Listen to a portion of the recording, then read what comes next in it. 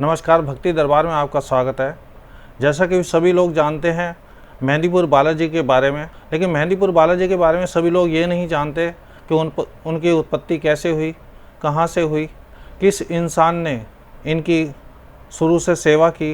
इसी तरह के कुछ प्रश्न हमारे दिमाग में आते हैं, जिनके बारे में मैं आपको जानकारी देने की कोशिश करूँगा।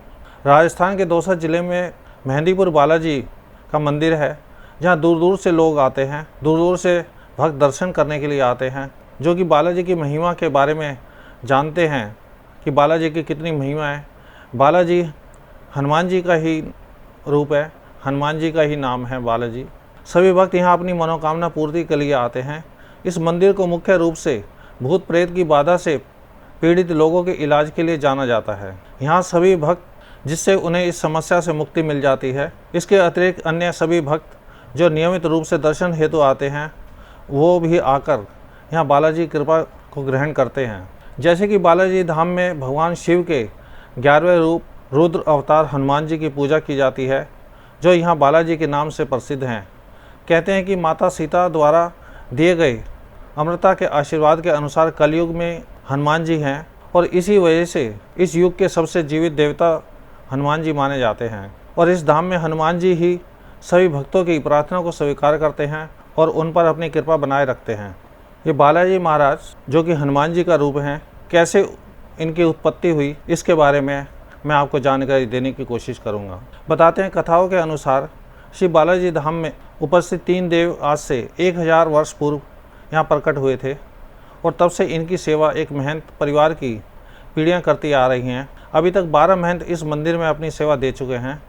बालाजी धाम के इतिहास की शुरुआती होते हुए श्री गणेशपुरी महाराज जी ने सबसे पहले महंत बने। उनके समय में जहां आज बालाजी का धाम है, वहां पर भीड़ जंगल हुआ करता था। यहाँ खतरनाक जंगली जानवर रहते थे, साथ ही यहाँ डाकू चोर की समस्या भी बहुत ज़्यादा थी।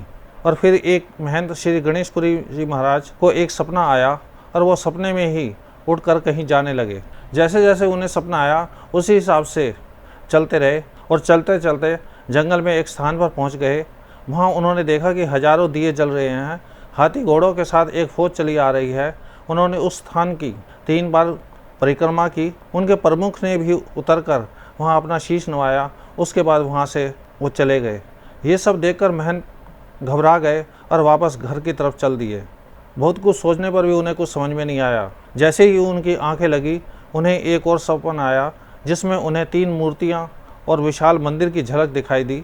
साथ ही उन्होंने आवाज़ सुनी, जिसमें उन्हें उठने के लिए कहा गया और उनकी सेवा का भार संभालने के लिए कहा गया। साथ ही आवाज़ में यह भी बताया कि वो अपनी लीला का विस्तार करना चाहते हैं। जब महंत जी ने इस भविष्यवाणी पर कोई गौर नहीं किया, तो उन्हें स्वयं दर्शन देकर महंत जी को आदेश दिया कि वो उनकी सेवा करें। अगले दिन महंत जी ने गांव वालों को अपने सपने के बारे में बताया, और सबकी सहायता से उस स्थान की खुदाई कराई गई, और फिर वहां हनुमान जी की मूर्ति निकल कर आई।